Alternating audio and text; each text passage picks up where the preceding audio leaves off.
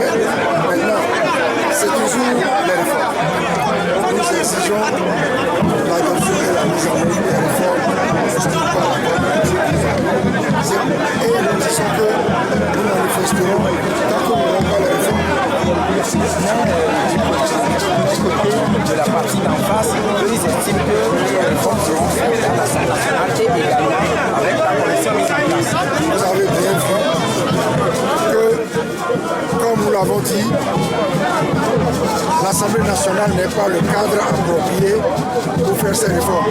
Je l'ai dit à M. Fournier le 5 mars 2013 lorsqu'il m'a reçu. Donc on a bien vu que l'Assemblée nationale fonctionnant sur le principe de la loi de la majorité, on ne peut pas y dégager le consensus nécessaire.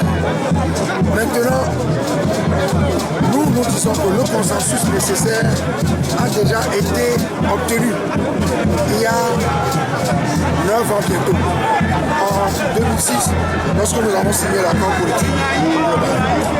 C'est la position exprimée par le peuple déjà en 1992 dans la Constitution.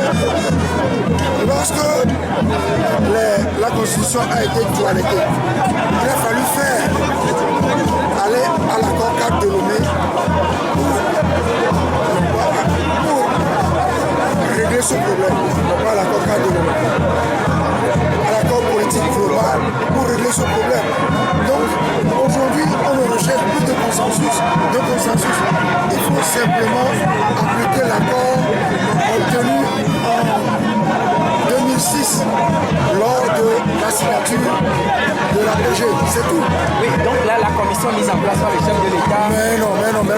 Ne posez pas des questions qui ressemblent à de la provocation. La commission mise en place par le chef de l'État n'a rien à voir avec les réformes. Est-ce que vous voulez me dire que le chef de l'État dit aujourd'hui que les réformes, lui seul décide en lieu et place de la classe politique qui a signé l'accord politique global, que les réformes maintenant sont confiées à une commission qui décide de mettre en place? Ça n'a aucun sens. Il ne faut pas nous poser ces questions-là. Vous savez très bien. Et donc, quelle suite allez-vous donner maintenant? Il y a des gens qui sont en responsabilité. Ils sont au pouvoir.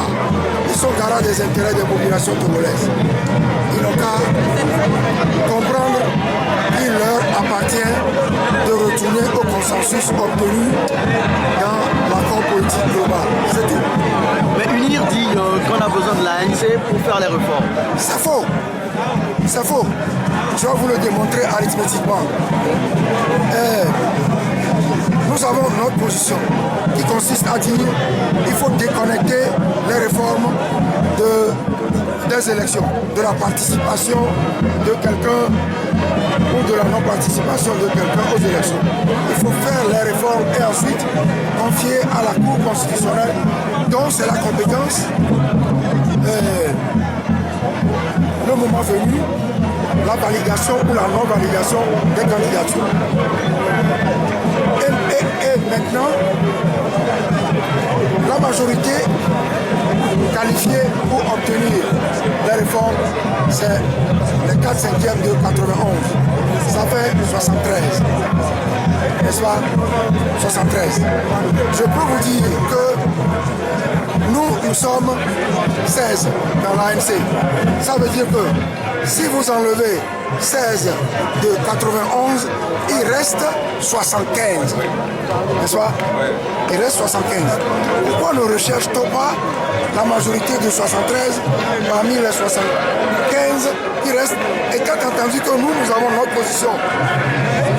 Donc, vous pouvez me dire que c'est nous qui bloquons les réformes. Il ne faut pas prendre les Togolais pour des imbéciles ou des incultes. Ils savent au moins faire une soustraction. Les 75 qui restent en dehors de nous sont en mesure de fournir la majorité qualifiée nécessaire pour obtenir ces réformes. Alors, ça veut dire qu'on ne trouve pas parmi les 75 la majorité des 73. Donc on ne peut pas imputer à l'ANC seule la responsabilité du blocage.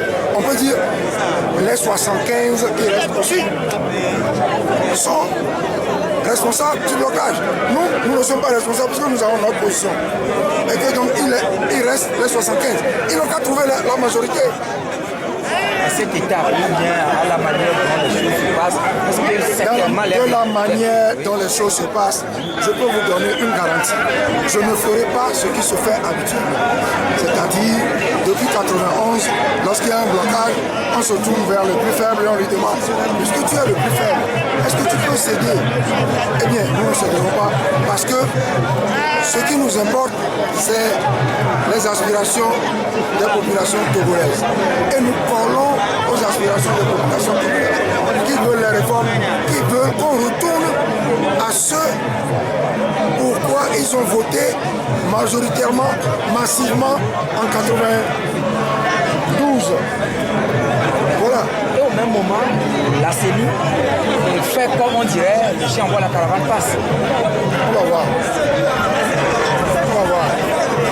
Si la CENI va continuer à faire le chien voit la caravane passe. Mais pourtant, vous êtes à la CENI également. Vous êtes à la CENI.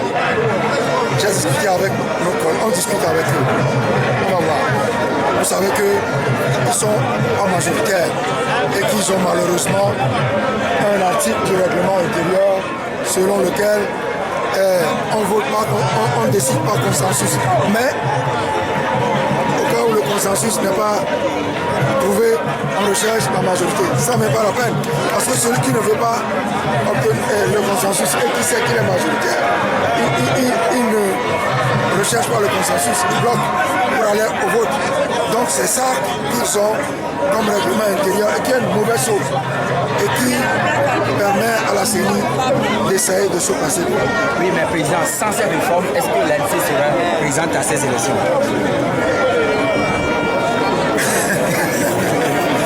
Vous posez toujours les mêmes questions en pensant qu'à un moment donné, nous manquerons de vigilance et que nous dirons quelque chose. Souhaitez que nous soyons toujours vigilants et qu'on ne réponde pas à cette question. Merci, président.